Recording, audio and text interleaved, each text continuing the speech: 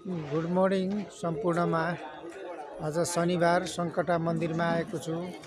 मेरो सम्पूर्ण परिवार म र यस सङ्कटा मन्दिरलाई पनि आफ्नो ख्याल गर्न हुनलाई म अनुरोध गर्दछु र सम्पूर्ण देश विदेश रहनुभएका नेपाली दाजुभाइ दिदीबहिनी सम्पूर्णमा सङ्कटा मन्दिरले सङ्कटा महाकालीले सम्पूर्णको रक्षा गरून् भन्ने आशा गर्दछु र मेरो सम्पूर्ण परिवारमा विशेष यो सङ्कटा मन्दिरले रक्षा गरून् भन्ने आशा लिएको छु र मेरी मायालुलाई पनि सङ्कटा मन्दिरले रक्षा गरून् भन्ने आशा गरेको छु।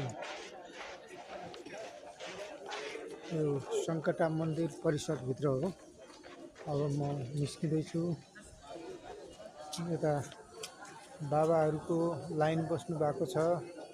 यो सङ्कटा परिसरभित्र हो। ल सम्पूर्णलाई रक्षा गरून् सङ्कटा मन्दिरले। आज शनिबार सङ्कटा मन्दिरको पूजा गर्नुपर्ने रहेछ, अनि पूजा गरेर निस्केको। सम्पूर्णको रक्षा गरून् भगवानले।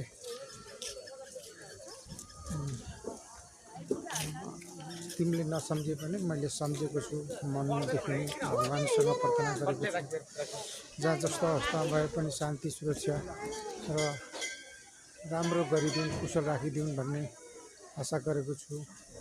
सङ्कटा मन्दिरले सम्पूर्ण मेरो परिवार, मेरो भाइ बहिनीलाई पनि रक्षा गरून् सङ्कटा मन्दिरले भन्दै म शुभ बिहानी यस सङ्कटा मन्दिरबाट बिदा हुँदै यहाँहरूसम्मबाट पनि बिदा हुन चाहन्छु।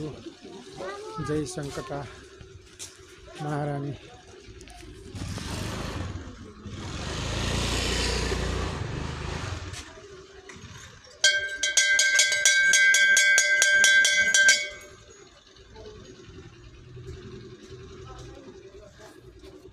मन्दिर परिषद हो।